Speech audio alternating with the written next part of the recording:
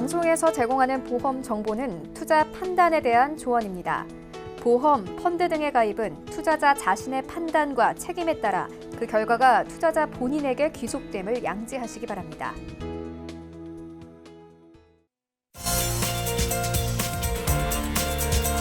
네, 보험에 대한 모든 것을 알려드립니다. 전문가 군단과 함께하는 시청자 맞춤형 보험 방송. 안녕하세요. 보험플랜 119의 진행 민채합니다. 최근에 어린이 안전사고율이 30%나 늘어났다는 사실 알고 계신가요? 그 중에서도요, 교통사고로 인한 상해 발생률이 1위를 차지했다고 합니다. 생각만 해도 정말 끔찍하죠. 우리 아이들은요, 조심을 한다고 해서 사건, 사고가 발생하지 않는 게 아니기 때문에 이 어린이 보험과 같은 대비책은 필수라고 하는데요. 오늘 라이플랜 A 강의 시간에는요, 이 어린이 보험을 누구보다 잘 가입하는 방법 소개해드리겠습니다. 우리 아이들은 물론이고요. 만 30세까지는 누구나 가입할 수 있다고 하니까 귀 쫑긋 세워보시고 집중해보시면 좋겠고요. 그리고 이어지는 코너인 테마플랜 ABC 시간에는 오늘은 암보험의 진화라는 주제로 다양한 보험사의 상품을 비교, 분석 한 번에 도움드릴 예정이니까요.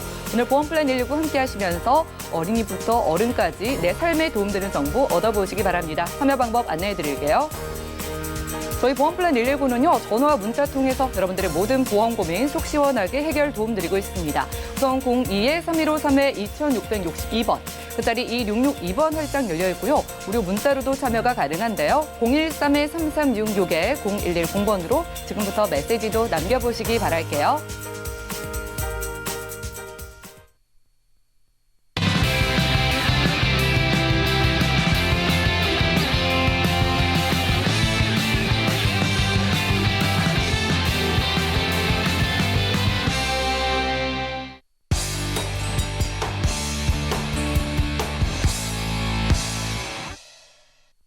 네, 시청자 여러분들의 보험 도우미 보험플랜 119 시작합니다. 첫 순서는요, 꼭 필요한 보험 보장 항목을 알기 쉽게 짚어드리는 바로 라이플랜 A 강의 시간인데요.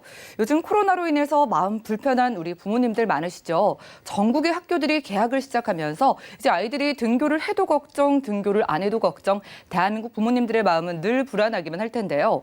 이럴 때 우리 아이들에게 적합한 어린이 보험이 있다면 참 든든할 것 같아요. 오늘은 어린이 보험을 잘 가입할 수 있는 방법 백주수 전문가님과 살펴보시죠.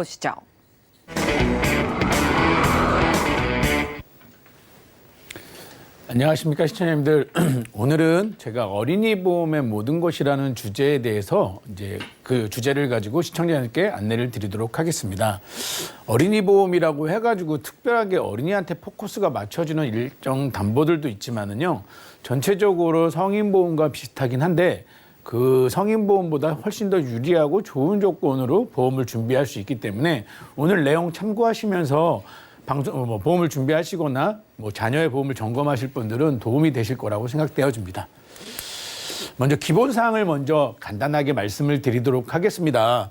그러니까 보험을 가입하시는 연령인데요, 어린이 보험이라고 해가지고 15세 미만 미성년자들만 가입할 수 있을 거라고 생각하시는 시청자분들도 많으실 텐데, 실제적으로는 가입 연령은 태아 때부터 해가지고 총 30세까지 어린이 보험을 가입하실 수 있습니다. 과거에는 어린이 보험이 사실은 17세 이하 15세까지만 가입이 되시고 또는 20세까지만 가입이 되셨는데요. 최근에는 보험회사들이 이제 30세까지 가입 연령을 늘리면서 어린이 보험이 갖고 있는 혜택을 좀 더 성인들도 가질 수 있게 된 것입니다. 그러니까 태아보험은 태아보험부터 30세까지 이렇게 해가지고 어린이 보험을 준비할 수 있다. 두 번째는 기본 주계약이, 저희는 상해 사망이 이제 성인 보험인 경우는 상해 사망이 기본 계약인데요. 어린이 보험의 경우에는 상해 사망보다는 80% 이상의 후유 장애로 기본 계약이 잡히기 때문에 보험료도 좀 더 저렴해질 수 있습니다. 그리고 세 번째는 납입 및 보험 기간. 납입 기간은 20년, 25년, 30년 또는 10년까지도 하실 수 있고요. 보험이 끝나는 보험 만기 기간은 30세, 90세, 100세, 110세까지도 요즘에는 가능하십니다. 그러니까 이런 기본적인 내용을 토대로 해서 보험이 준비된다고 이해하시면 될 것 같습니다. 그렇다고 하면은 어린이 보험 오늘 시청하시는 분들께서 어떤 분들이 좀 더 도움이 될까라고 간단하게 정리를 해봤는데요. 자녀들의 보험을 만기가 30세 이하로 계약된 보험들을 한번 점검해 보시면 좋을 것 같습니다. 과거에는 어린이 보험이나 태아보험들이 100세까지 보장이 되는 보험들이 아니고요. 27세나 30세까지만 보장이 되는 보험만 있었기 때문에 내가 선택사항이 없어가지고 어쩔 수 없이 선택하셨던 고객님들도 시청자님들도 계셨을 겁니다. 그러니까 보장의 만기가 30세 이하로 되신 분들 주의 깊게 들으시면 도움 되실 것 같고요. 또 한 분 30세 이하의 성인 자녀의 보험을 준비하고자 하는 분들도 굉장히 도움이 되실 것 같습니다. 그러니까 보장 만기가 30세로 되신 분들 그리고 30세 이하의 자녀의 보험을 준비하시는 분들도 어린이 보험을 선택하시는 게 유리하다는 거죠. 그리고 태아보험 및 어린이 보험을 갱신형으로 준비하신 분들도 요거는 꼭 체크를 하셔야 될 거라고 생각되어집니다. 만약에 이 태아보험이나 어린이 보험을 준비하셨는데 만기를 30세까지 잡았다 하면 그분들은 큰 문제는 없으세요. 근데 태아보험이나 어린이 보험을 100세까지 준비하셨는데 특약들이 다 갱신형으로 구성되어 있다. 요거는 굉장히 리스크입니다. 왜냐?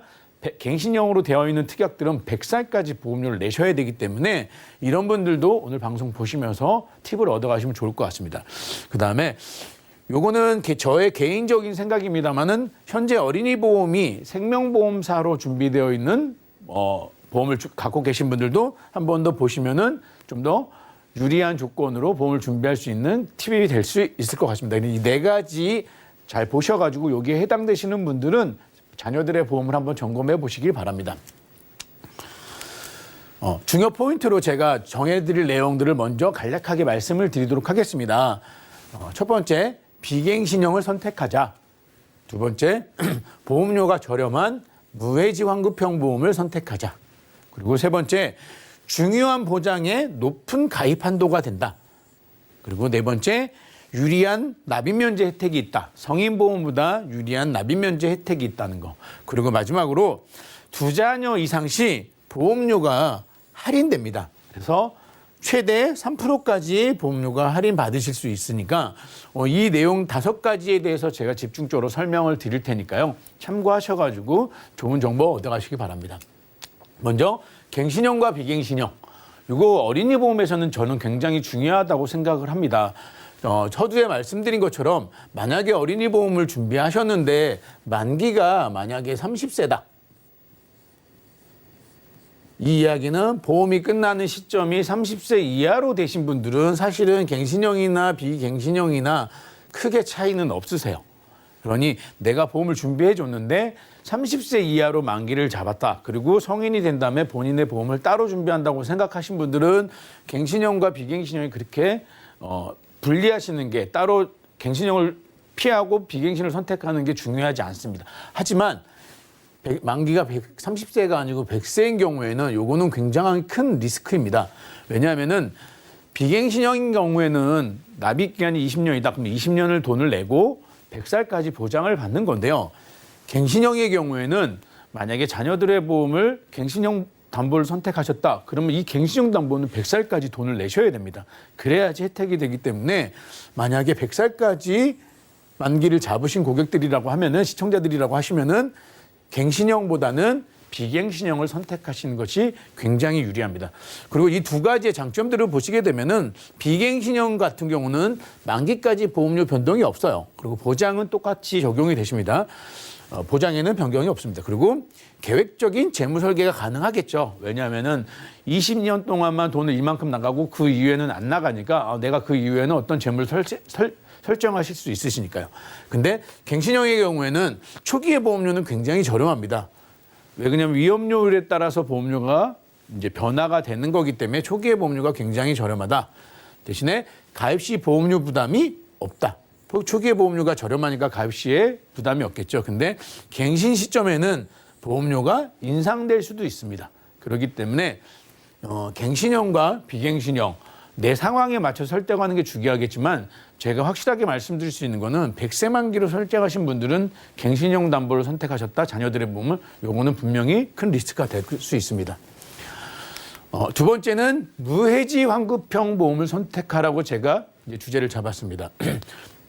무해지 환급형 보험은 사실은 이게 최근에 나온 게 한 5에서 7년 정도 전부터 이제 무해지 환급형 또는 저해지 환급형 보험이 나오기 시작했습니다. 그러니 그 전에는 동일하게 무해지나 일반형 보험으로만 설정하실 수 있었던 거죠. 근데 최근에는 무해지 환급형 보험이 나오면서 보험료가 많이 다운됐어요. 그래서 무해지 환급형인 보험에도 여러 가지 종류가 있습니다. 여기 보시면은 아예 무해지 환급형. 해지 환급금이 납입 기간에 해지했을 때는 없는 또는 저해지 환급형이 있습니다. 그리고 일반형이 있습니다. 이 세 가지는 내가 보험료를 납입하는 중간에 해지했을 때 환급금에 대한 얘기입니다. 그래서 무해지 같은 경우는 보험료를 납입하는 내가 20년 납입 기간 20년을 잡았다 했을 때 무해지 환급형 같은 경우는 제가 10년을 내고 해지했을 때는 환급금을 한 푼도 안 준다는 겁니다. 그리고 저해지 환급형 같은 경우는 보험료를 10년을 납입하고 내가 낸 돈의 원래는 50%는 돌려받게 되어 있는 건데 저해지 환급형 보험은 50%에 또 50%만 다운돼 가지고 환급금을 주겠다. 이런 내용인 거고요. 일반형 같은 경우는 과거에 우리들이 보험을 가입한 거랑 똑같이 내가 어느 시점이 지나면 환급금이 존재한다. 그거를 보시면 되겠죠. 그래서 전체적인 보험료는 한 30% 정도가 무해지 환급형 보험이 저렴하다.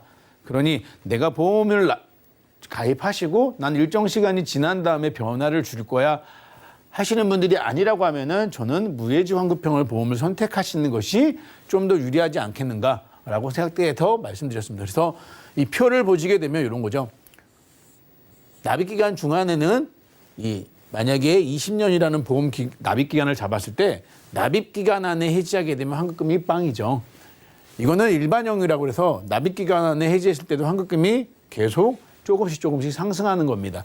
그래서 이 둘의 차이는 통상적으로 보험료가 한 30% 정도 차이가 나더라.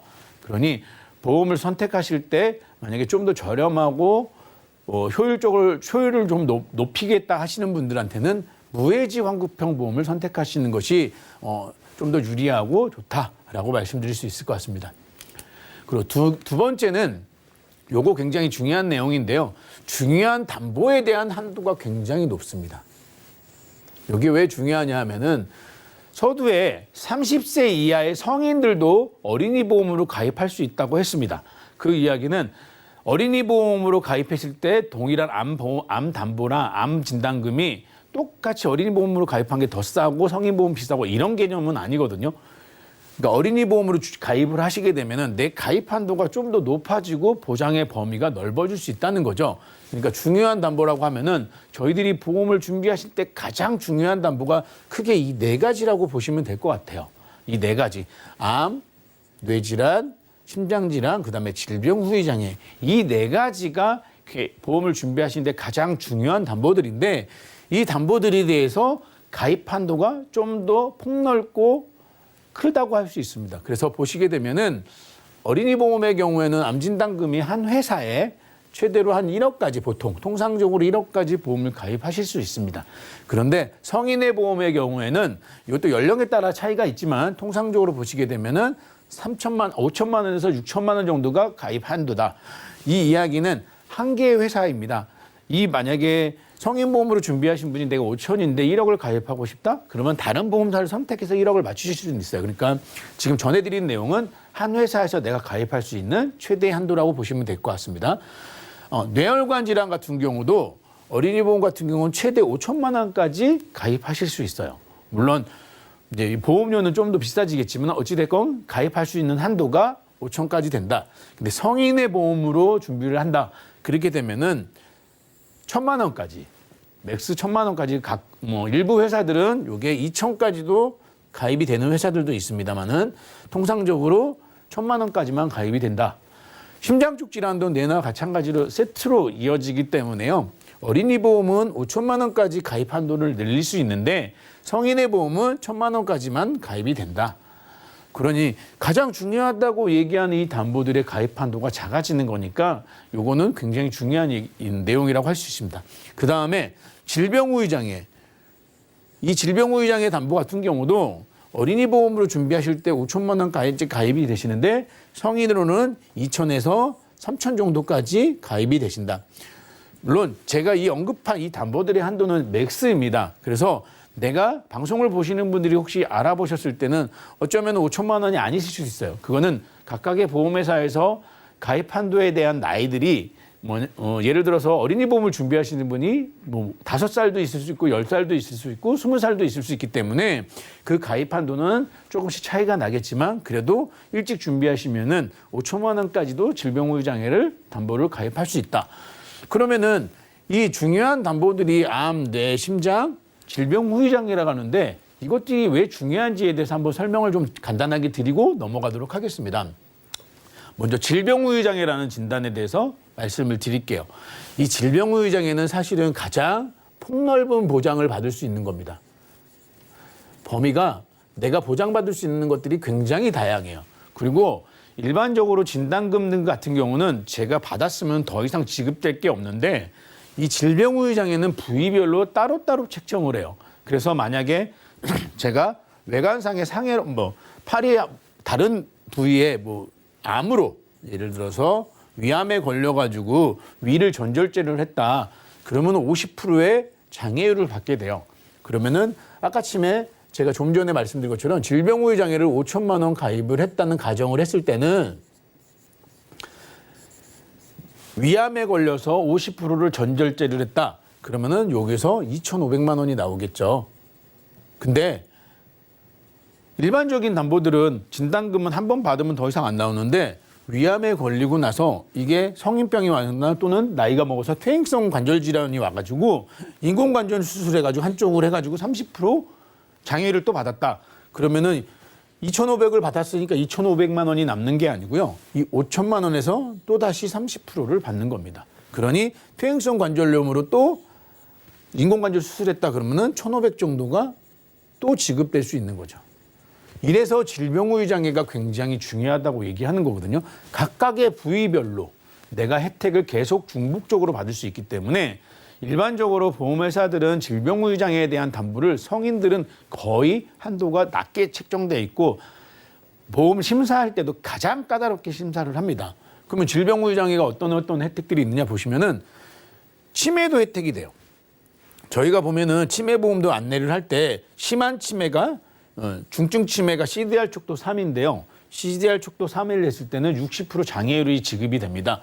그러면 5천만 원이라고 했을 때는 3천만 원의 별도의 보험금이 지급될 수 있는 거죠.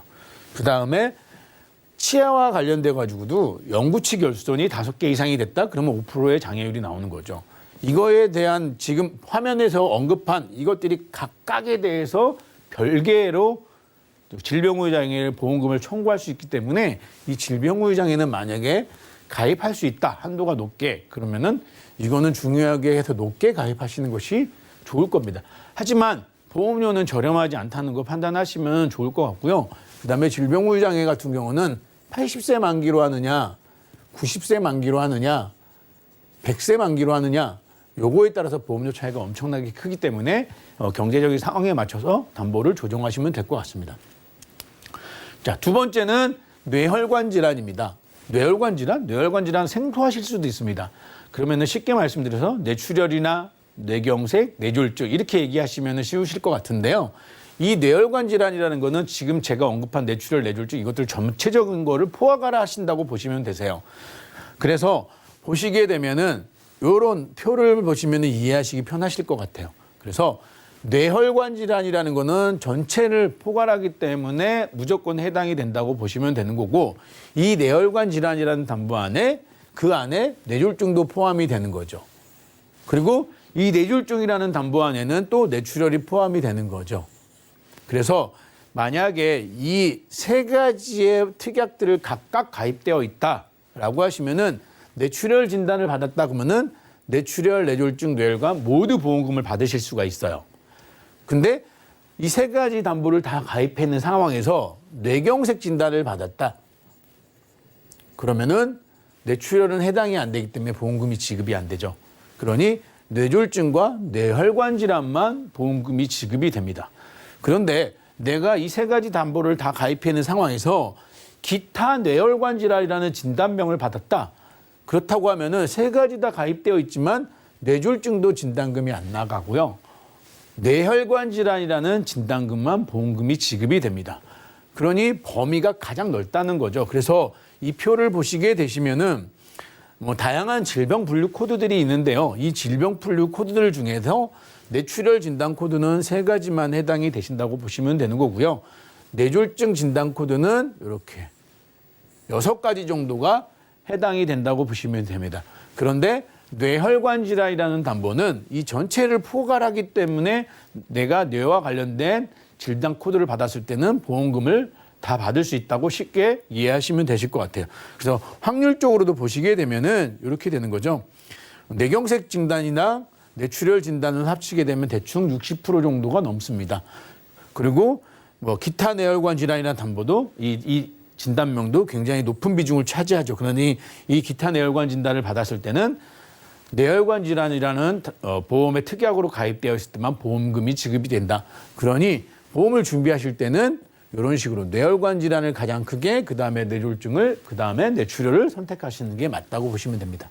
그러면 다음은 심장 쪽 질환도 한번 언급해서 말씀드리도록 하겠습니다. 심장 쪽 질환도 조금 전에 설명드린 것처럼 뇌질환과 비슷하게 이해를 하시면 될 것 같아요. 보험회사에서는 급성심근경색이라는 담보가 있으시고요. 허혈심장질환이라는 담보가 있으세요. 그런데 내가 이 2가지 다 보험에 가입이 되어 있습니다. 그런데 내가 만약에 급성심근경색이라는 병의 진단을 받았다. 그러면은 급성심근경색도 받을 수 있고요.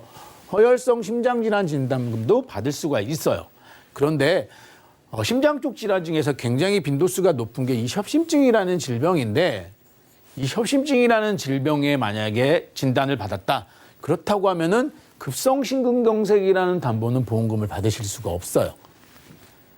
협심증이라는 질병은 허혈성 심장질환이라는 담보로 가입되어 있을 때만 보험금이 지급이 된다. 근데 심장 쪽 질환에서는 발병 빈도가 협심증이라는 질병이 훨씬 크거든요. 그러니 내가 좀 더 폭넓은 보장을 준비하고 다양한 기회에 보험금을 받을 수 있다고 하면은 허혈성 심장질환 담보로 보험을 준비하셔야 된다는 얘기가 되는 거죠. 그래서 아까 집에도 뇌혈관 질환이랑 같이 말씀드린 것처럼 심장 쪽 질환 담보도 이렇게 진단 코드가 있는데요. 여기에 해당되는 비율을 보시게 되면은 뭐 이 3가지는 급성심근경색에 해당되는 건데 이게 한 10% 정도 차지하죠. 나머지는 전부 다 허혈성 심장질환에 가입이 되어야지만 보험금이 지급이 되는 거죠. 협심증 진단과 만성 허혈성 심장병이라는 병으로 거의 80%, 90%가 보험금이 지급된다고 보시면은 얼마나 허혈성 심장질환이라는 담보가 중요한지 이해가 되실 수 있을 겁니다. 그래서 제가 어린이 보험을 준비하는 데 있어서 중요한 담보들을 설명을 드린 이유가 이렇게 중요한 담보들에 대해서 어린이 보험은 좀 더 가입 한도가 높다는 거죠. 어린이 보험은 가입 한도가 좀 더 크게 내가 2천, 3천씩 가입하고 싶다 하면은 가입하실 수가 있는데 성인 보험으로 준비하게 되면은 내가 원해도 가입이 안 된다는 겁니다. 그리고 다시 한번 말씀드리지만은 진단금의 크기가 5천만 원씩 된다고 했다고 해가지고 무조건 가입되는 건 아니고요. 가입되는 연령에 따라서 가입 한도는 달라진다는 거 참고하시기 바랍니다. 그리고 제가 4번째로 폭넓은 납입 면제 및 기타에 대해서 설명을 좀 드리도록 하겠습니다.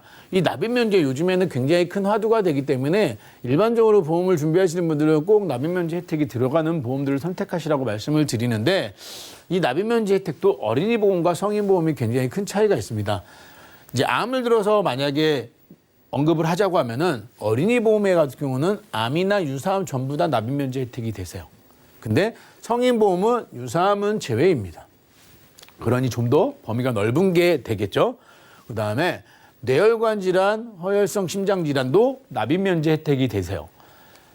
예를 들어서 어린이 보험으로 준비하고 추후에 협심증이라는 진단이 받았다. 그렇다면은 어린이 보험은 전체적인 납입 면제 혜택을 받기 때문에 해당이 되는데 성인 보험은 뇌혈관이나 허혈성 심장 질환이 납입 면제가 되시는 게 아니고요. 뇌졸중과 급성심근경색만 납입 면제가 되시는 거죠.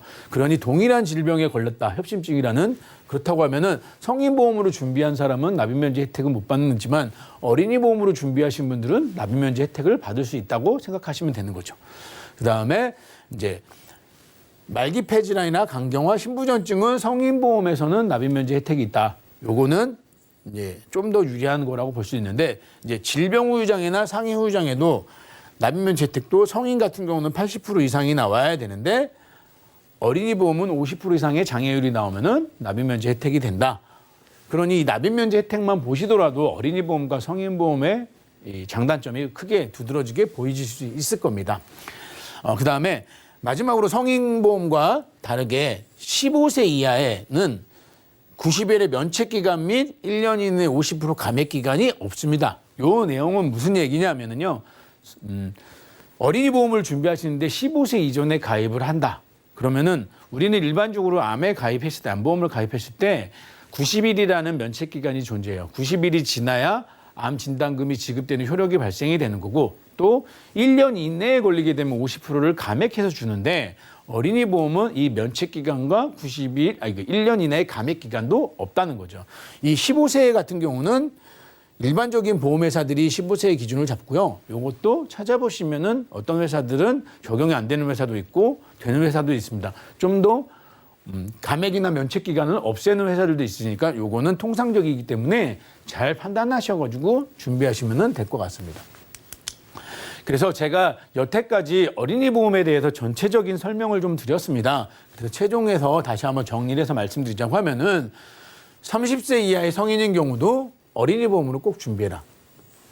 제가 아까 말씀드렸었죠. 중요한 담보들이 가입 한도가 높아지니까 그러니까 성인 보험보다는 어린이 보험이 좋고 어린이 보험이 갖고 있는 장점들을 다 가질 수 있으니까요. 또 어린이 보험을 준비하실 거나 성인 보험을 준비하실 때는 무해지환급형 보험을 선택해라. 무해지환급형 보험을 선택하시는 것이 좀 더 보험료를 저렴하게 할 수 있으니까요. 대신에 이 무해지환급형은 납입이 끝난 다음에 환급금이 껑충 뛰었다가 다시 100세나 90세 되면 만기에 가면은 다시 제로가 된다는 건 참고하시면 되고요. 그다음에 중요한 특약들에 대한 가입 한도가 굉장히 높다. 질병우유장애나 뇌혈관, 허혈성 심장질환 같은. 그다음에 폭넓은 보험료 납입면제 혜택이 있다. 성인의 보험에는 뇌졸중이나 이런 것만 되는데 어린이 보험에는 유사암도 포함되고 뇌혈관이나 허혈성 심장질환들도 납입면제 혜택이 된다. 그다음에 감액 기간과 면책 기간이 없을 수도 있다. 그러니 요거 잘 참고하시면 되고 여기에 마지막으로 하나 더 말씀을 드리자고 하면은 다자녀 할인이라는 특약 혜택이 있어요. 이거는 일반적으로 보험회사들이 다 갖고 있긴 한데 요 다자녀 할인의 혜택이 같은 회사에 가입되어 있을 때만 되는 회사도 있고요. 자녀가 둘인지 셋인지만 확인이 되면은 똑같이 3%까지도 해주는 회사도 있습니다. 이 이야기는 내가 자녀가 둘이다. 그러면 보험료 혜택을 3% 혜택을 받으실 수 있는 거예요. 이거는 처음에 준비하실 때 보험회사 얘기하지 않으면 자동적으로 지급되는 게 아니기 때문에 요거는 꼭 챙기셔가지고 다자녀 할인도 챙기시길 바랍니다. 이상 오늘 어린이 보험에 대해서 전체적인 말씀을 마치도록 하겠습니다. 네, 지금까지 라이프라네이 강의 시간 함께했습니다. 우리 아이들의 보험은요 정말 묻지도 따지지도 말고 어린이 보험이 정답이라고 합니다.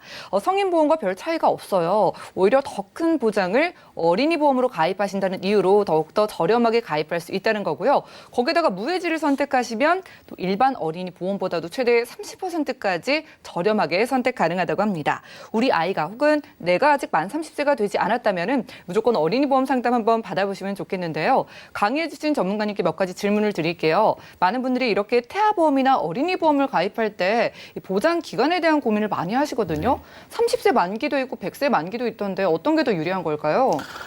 저희도 현장에서 만나다 보면은요, 30세 만기, 100세 만기 어떤 게 유리하고 좋은지에 대한 건 사실 정답을 내릴 수는 없습니다. 그래서 이제 부모의 마음으로 접근을 하시는 게 가장 좋긴 한데 저의 경우에 상담한 사례들을 대부분을 보게 되면은 30세 만기로 하셨던 분들이 어느 시점이 지나면 전부 다 100세 만기로 바꾸시더라고요.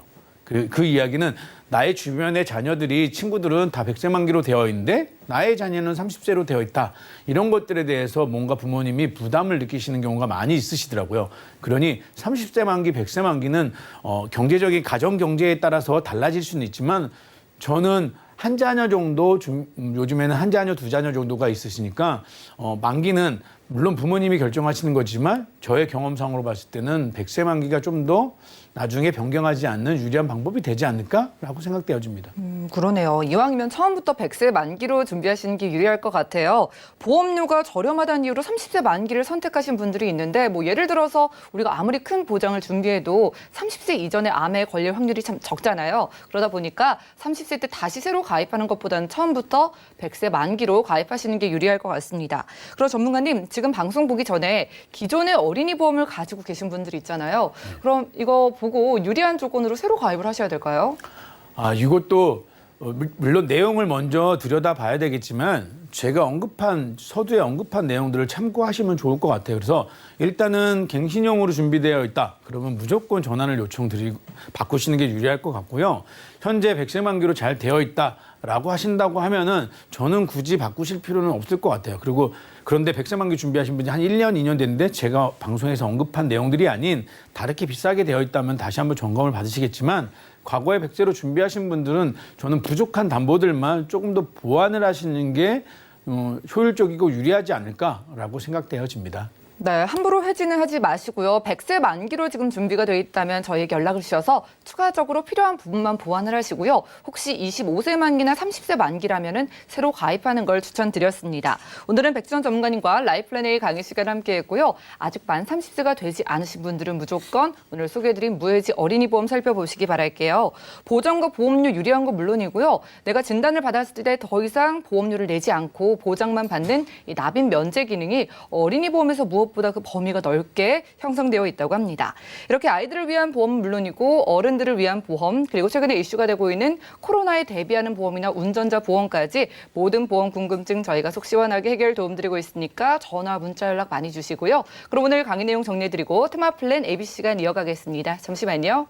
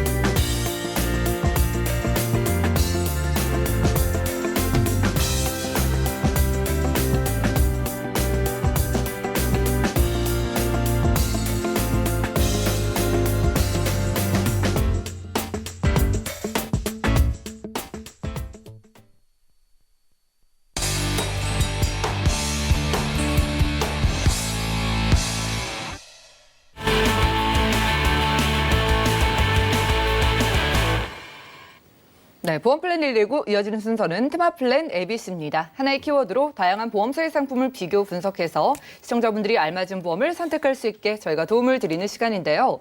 오늘 테마 플랜 ABC의 주제는 바로 암보험의 진화입니다. 오늘은 이훈수 전문가님과 살펴볼게요. 어서 오시죠. 예, 안녕하세요. 네, 반갑습니다. 예. 전문가님, 암이 참 무섭잖아요. 그렇죠. 많은 분들이 암보험의 중요성을 실감을 하시는지 하나쯤은 들고 계신데 또 암보험이 어떻게 변화하고 있는지 궁금하거든요. 그렇죠. 그런데 보통은 진단비로 준비하시지 않나요? 예, 많은 분들이 다 진단비로 준비를 하고 계시죠. 근데 암에도 보험금에 대해서도 그리고 보장에 대해서도 약간씩의 변화가 지금 되고 있습니다. 암보험 같은 경우는 예전에 즉 한 1세대 때부터는 진짜로 암 진단금 그것만 딱 준비를 했습니다. 왜? 보장 범위도 굉장히 넓고 심지어 네. 갑상선도 일반암이었을 때였으니까 그래서 거기다가 조금씩 수술비를 추가하고 항암 치료비를 추가하고 이런 게 진짜 1세대 암보험이고요. 예. 그다음에 이제 2세대 조금씩 이제 치료 기술이 약간씩 발달이 되고 있죠. 이제는 사망보다는 암 치료에 대한 목적이 있기 때문에 또 암에 대해서도 보장 범위를 조금씩 좁혀나가고 있죠.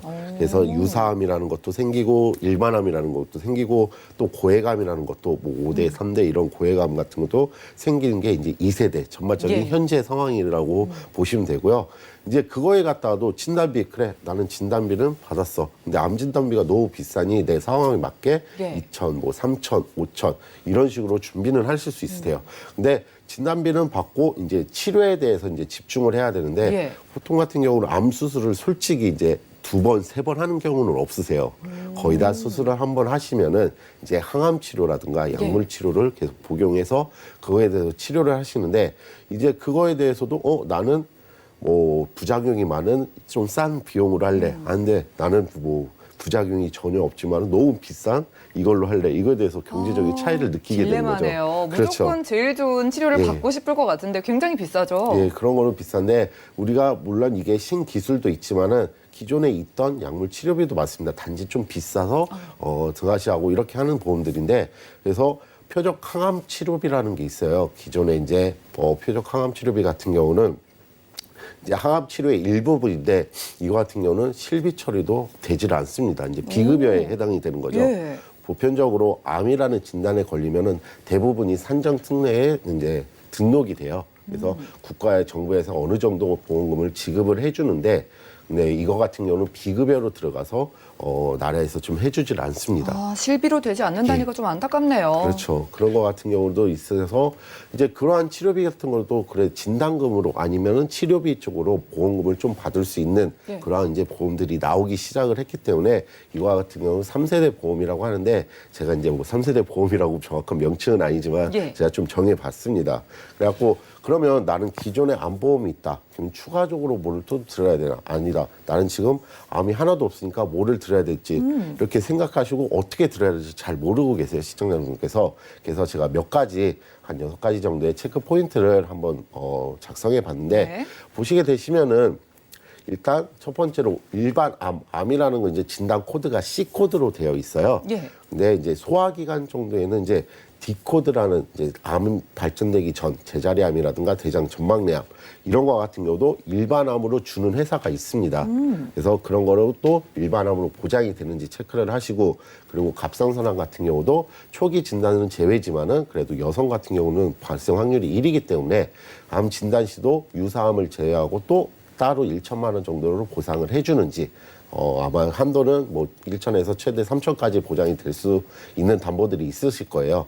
그리고 또 하나는 이제 표적 항암 약물 허가 치료비 이러한 보장이 되는지 그리고 바늘 생검 조직 병리 진단비 이거 같은 경우는 조직 검사 같은 거 하는데도 좀 적은 금액이지만 이런 것도 보험금을 지급하는 회사가 있기 때문에 체크를 하시고 또 일반적으로 우리가 재진단암이라고 하는 거는 일반 암에만 속하는 그러니까 암 진단이 걸리시면은 이제 1년 또는 2년 이후에 그거에 대해서 또 다른 암이 발생이 되면은 보장을 해주는데 이거 같은 경우는 유사암은 거의 보장을 하지 않습니다. 그래서 재진단암 같은 경우도 유사암이 보장이 또 되는지 그리고 또 암이라는 진단에 걸렸을 때 납입 면제 기능뿐만이 아니라 이때까지 냈던 보험료 돌려받을 수가 있는지 이러한 6가지로 좀 간추려 보았는데요. 이런 거를 좀 체크를 하시고 암보험을 가입하실 때 조금 좀 수월하시지 않을까. 그러네요. 준비를 정말 했습니다. 시중에 암보험이 여러 예. 가지가 있으니까 이런 맞아요. 체크 포인트를 하나하나 다 전문가와 함께 확인을 하고 나서 가입을 해야 될 것 그렇죠. 같아요. 맞습니다. 지금 말씀해 주신 것 중에 뭐 코드별로 어떤 코드가 들어있냐에 따라서 뭐 일반암 보장을 받을 예. 수도 있고 뭐 남보다 적게 받을 수도 있는 것 같은데 맞아요. 이런 코드를 어떻게 좀 부여받게 되는 걸까요? 보통 같은 경우는 이제 암이라는 진단을 하기 위해서는 이제 일단 의사의 진찰 그 다음에 이제 뭐 초음파를 통해서 조직을 떼어내서 그걸로 검사를 했을 때 암이라는 판명이 납니다. 예. 근데 이와 같은 경우는 이제 암이라는 진단 코드는 무조건 C 코드라고 해서 이제 뭐 질병 분류표에 있듯이 C 코드에 거의 다 되는데 D 코드는 일반암으로 우리가 쳐주질 않습니다. 거의 대부분. 예. 그래서 D 코드 같은 암이 되기 전 뭐 이제 결장이라든가 직장, 뭐 항문과 이제 항문관 정도 그런 기타 상세 불명의 장 한마디로 소화기관 내에 있는 물론 디코드 다른 코드도 많지만은 여기서 해주는 거는 이제 대장에 관한 거. 그래서 소화기관에 관한 디코드도 그거에 대해서 별도의 뭐 진단서나 주치의 소견 같은 거 없이 그냥 암세포가 점막 내에서 암종으로 확인이 된다는 그러한 확인만 있으면은 일반암으로 진단금이 나간다는 거죠. 그러니까 우리가 코드에 대해서도 한번 좀 잘 살핀 다음에 가입을 해야 될 것 같아요. 이것도 또 보시면 처음에 네. 이제 보험 가입하실 때 이런 네. 것도 한 번 정도는 좀 물어보시면은 그래서 나중에 권고 받을 때 좀 더 유리한 방법으로 받으시지 않나 해서 제가 이걸 설명을 드렸고요. 네, 우리 예. 시청자분들도 지금 증권 꺼내보시고 내 암보험이 제대로 가입돼 있는지 많이들 더 궁금증이 생기실 것 같아요. 지금 뭐 최신 치료법이 많이 나왔다고 하셨잖아요. 네. 가까운 지인이 암으로 세상을 떠났거나 아픈 걸 봤다면은 정말 최신 치료법에 대해서 궁금증이 많으실 것 같은데 어떤 게 나와 있나요? 최신 치료법은 굉장히 많이 나와 있습니다. 뭐 불과 몇 년 전만 해도 그냥 암이라고 하면은 어쨌든 수술을 해서 거기에 대해서 개복을 한 다음에 그 암 조직만 떼어내는 수는 없죠. 아무리 섬세하다고 사람 예. 손으로 하는 건데 그래서 그 주위에 좋은 세포들까지 다 수술을 하고 그렇게 되면 당연히 신체적 능력이 좀 제어가 되겠죠. 하지만은 이런 것뿐만이 아니라 이제는 사이버나이프라는 이제 기계적인 수술도 있고 양성자 치료기라는 이제 항암 치료기도 있고 또한 항암 치료 같은 경우에서 약물도 있는데 이거 같은 경우는 표적 항암제 치료비도 여러 가지들이 있습니다. 하지만 이거를 다 이러한 좋은 치료도 있는데 그럼 이거를 처음부터 했으면 되지. 하지만 이거 같은 경우는 이제 비용이 많이 문제가 되는 거죠. 물론 이러한 치료 받으면 생존율은 많이 높아졌습니다. 지금 현재 암 발생에서 생존율이 70.6%라고 하는데요. 이러한 기술들은 기존에 있는 기술들이고 예. 앞으로 2, 3년 후에는 중입자 가속기라는 이러한 기계가 이제 생겨났는데 보통의 방사선 같은 경우에 12배의 효과 또 양성자의 3.2배 강도로 암세포를 절개하지도 않고 예. 죽이는 이러한 치료기가 곧 나온다고 예정이라고 합니다. 신기하네요. 네, 일단 그렇죠. 지금도 생존율이 70.6%의 예. 치료 기술이 나와 있는데 지금 말씀 주신 중입자 가속기요. 이거 예, 저도 중입자 들어본 것 치료. 같은데 어떤 맞아요. 거예요? 이런 거 같은 경우는 그러니까 기존에 이제 방사선을 쐬서 좋은 세포, 나쁜 세포 이렇게 네. 해도 암세포 이렇게 거의 보편적으로 다 같이 죽이는 그런데 그거보다 강도가 12배 정도 싸고 12배 정도 싸다는 게 예, 아니라 세고. 좀 세고 그렇게 해서 통증이나 아무래도 암 치료의 목적은 적어도 부작용을 최소화하는 거거든요. 맞아요. 그래서 그 부작용이 거의 없다는 식으로 이제 신문이나 뉴스에 보면 나와 있는데 그래서 치료를 받는 시간도 되게 짧아서 보통의 치료를 받고 휴식을 하는 게 아니라 이제 일상적인 생활도 약간은 가능하다는 거죠. 그러니까 부작용도 없고 치료 기간도 예. 얼마 안 걸리고 짧고, 예. 뭐 장점이 정말 많은데 맞죠. 유일한 단점이라고 한다면 이제 비용이겠죠. 비싸죠. 예. 그런 게 너무 비싸서 이거를 나는 암 진단거 그래 나 지금 5천만 원 있는데 이거 갖다 솔직히 모자랄 수도 있습니다. 예. 예. 물론 경제적인 능력 상황을 고려해서 해야 되기 때문에 그래서 암 진단금을 제가 뭐 어떤 걸로 이렇게 더 높여라 이런 걸로 드리는 게 아니라 암 치료에 가는 거 그런 거 같은 경우 보면 굉장히 좀 저렴해요. 그럼 암 치료에 가는 건 뭐가 어떻게 있는지 시청자분들께서 굉장히 모르시겠죠 지금은. 그래서 제가 앞서 말한 이제 기존의 암 담보보다는 몇 가지의 신생 담보가 몇 가지인데 그거에 대해서 좀 간략하게 설명을 드리겠습니다. 일단은 갑상선, 전립선 조직 검사 했을 때 그냥 뭐 일반적으로 통상적으로 병원에 검사를 받으러 가서 의사 소견이 있으면 이제 조직 검사라는 걸 하잖아요. 예. 그거 같은 경우는 이제는 그 기존과하고는 틀리게 이제 바늘 생검 조직 검사라는 게 있습니다. 그게 뭐예요? 1mm 정도도 안 되는 바늘로 예. 극소에 마취를 한 다음에 그 부위별로 갑상선이나 아니면 전립선 같은 경우는 바늘로 살짝 해서 그 조직을 2, 3회 정도 해서 조직을 살짝 짜서 채취를 한다고 해요. 예. 그래서 전신 마취를 할 필요도 없고 거기에 부분만 극소히 마취를 하기 때문에 혈액 검사나 신체 검사 같은 경우도 하면서 하는 거니까는 예. 훨씬적으로 좀 수월한 조직 검사라고 보면 되겠죠. 정말 그래서, 예. 정밀하게 손쉽게 좀 조직 그렇죠. 검사를 할 수 있는 방법까지 나온 것 같네요. 예, 이러한 그 갑상선하고 전립선 담보가 있는데 이런 것도 그렇게 많은 비용은 아니지만 조직 검사를 할 때 연간 10만 원에서 20만 원 정도의 보험금도 나온다고 하니 실비 처리도 하시고 그다음에 이거에 대해서 소수의 보험금이지만 이것도 보험금을 타가실 수가 있으신 네, 거죠. 쏠쏠하게 이런 것도 받아가면 좋을 그렇죠. 것 같고 저는 가장 궁금했던 게 뭐 약을 먹거나 주사로도 치료가 가능하다고 해서 이건 어떤 거예요? 예, 그게 이제 표적 항암 약물 허가 치료라는 건데요. 이거와 같은 경우는 굉장히 지금도 시중에 있고 많은 병원에서 활용을 하고 있습니다. 네. 단 이거 같은 경우는 약제비, 그러니까 항암 치료인데 약으로도 할 수도 있고 주사로도 할 수가 있는 이러한 치료 기법인데 일단은 정부에서 암 진단이 걸리면은 나라에서 이런 걸 해주질 않습니다. 게다가 비용 부담이 너무 큽니다. 이거야말로 적게는- 정말 비싼가 예, 봐요. 맞습니다. 이거 같은 경우는 왜냐하면 비쌀 수밖에 없는 게 기존에 이제 항암 치료 같은 경우는 항암 치료를 받는다 하면은 우리가 통상적으로 받는다 하면은 너무 힘들고 뭐 나쁜 세포만 죽이는 게 맞아요. 아니라 좋은 살도 세포도 빠지고 그러니까 너무 살도 안타깝잖아요, 빠지고 보기에. 탈모도 일어나고 전체적으로 이제 몸이 쇠약해지는 게 마련인데요. 이 표적 항암 치료기는 딱 그 암 세포만 표적을 해서 치료하는 기법이기 때문에 기존의 항암 치료보다는 훨씬 더 좀 수월하시겠죠. 이제 환자에 대해서 고통의 부담을 좀 덜어주는 그런 게있죠. 근데 이거한 치료비 같은 게 너무 이제 부담이 되니 네. 솔직히 하다가도 다른 데로 옮기고 이제 그만하고 이제 이런 효과가 경우가 있는데도 중단을 그렇죠. 하시는 거예요? 많죠.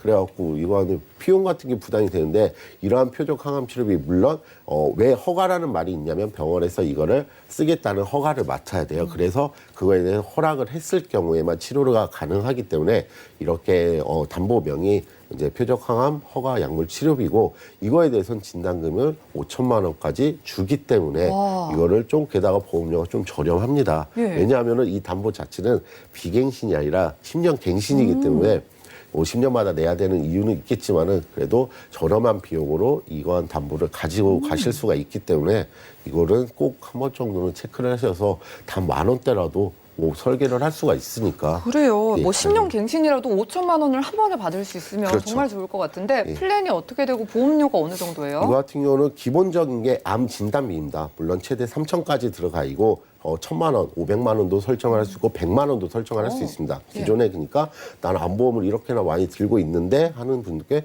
100만 원 넣으시고 어디에 축조를 암 전 단계가 아닌 예. 이제 암 진단을 해서 수술이나 암 치료에 거기에 담보를 좀 포커스를 맞추셔서 이제 뭐 표에 보시면은 표적 항암 약물 허가 치료비 물론 10년 예습이나 최대 5천만 원까지 넣으실 수 있고 또 추가적으로 조직 검사 이제 갑상선이나 전립선 20만 원에서 50만 원까지 나오니까는 이런 것도 좀 찹제를 하시고 또 하나 이제 위 12자장이나 대장 쪽 이러한데 풀립 양성종양 및 폴립 진단비 한마디로 용종 제거한다고 생각을 하시면 돼요. 예. 이거 같은 경우도 수술비에서도 나오지만 여기에 대해서 진단금이 10만 원, 20만 원씩 나오니까는 이러한 플랜을 좀 숙지를 하셔갖고 짜면은 보험료가 굉장히 저렴합니다. 그러면 보험료 가장 궁금해요. 그렇죠. 보험료가 궁금한데 제가 좀 시대별로 쭉 놨어요. 예. 이번에는 20대부터 60대까지. 딱 봤을 때 남성하고 여성의 차이는 있습니다. 그거에 따라서 위험 발생률이기 때문에 보험료가 좀 들쑥날쑥하게 되는데 20세 같은 경우는 그 앞전에 제가 플랜을 짠 거에 예. 최소로 마치고 평화하면 5천을 넣었을 시에는 20세 같은 경우는 3,800원. 아니, 지금 저는 공이 하나 빠진 줄 알았거든요. 아, 그렇죠. 되게 굉장히 저렴하죠. 네. 단 여기에 대해서는 구성은 20년 납 20년 갱신에다가 표적 항암이라는 그거의 담보만 10년 갱신으로 짰을 때 하지만 이제 보험사에서 최소 보험료를 이제 1만 원으로 하고 있기 때문에 20세든 30세든 어쨌든 남성분은 10,000원이라고 그냥 보시면 돼요. 이거 3,800원 같은 경우는 이거는 보장을 받고 나머지 6,200원 정도는 이제 적립으로 저금을 하신다고 생각하시면 되겠습니다. 그리고 네. 여성 같은 경우는 좀 보험료가 40대까지는 남성보다 좀 비싼데 50세부터는 남성보다 좀 저렴해지는 오히려 줄어드네요. 이런 내내 한번 잘 보시고 그거에 대해서 맞는 플랜을 한번 짜보시길 바라겠어요. 그래요. 지금 뭐 암보험 없으신 분들은 물론이고 암 진단비 넉넉하신 분들도 눈독 들일 만한 상품일 것 같은데 마지막으로 표적항암 치료비 준비하면서 그 방법 팁을 좀 정리해 주실까요?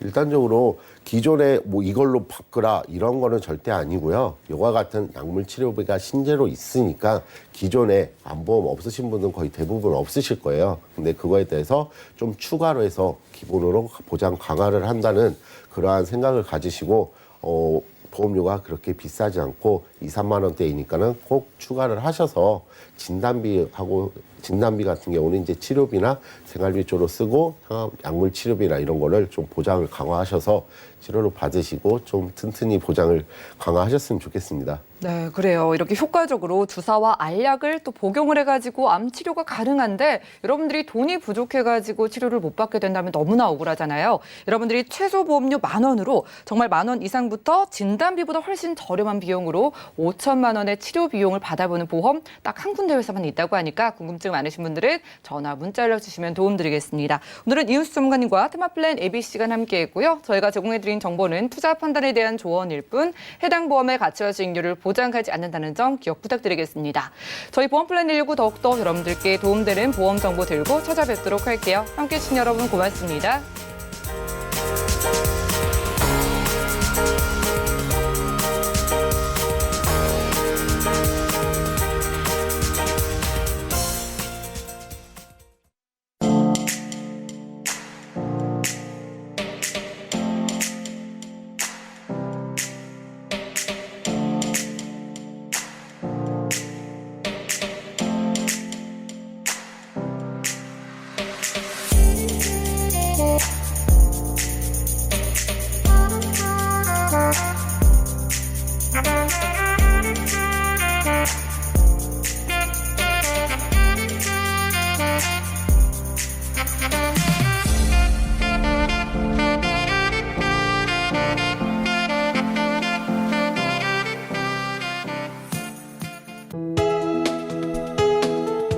방송에서 제공하는 보험 정보는 투자 판단에 대한 조언입니다.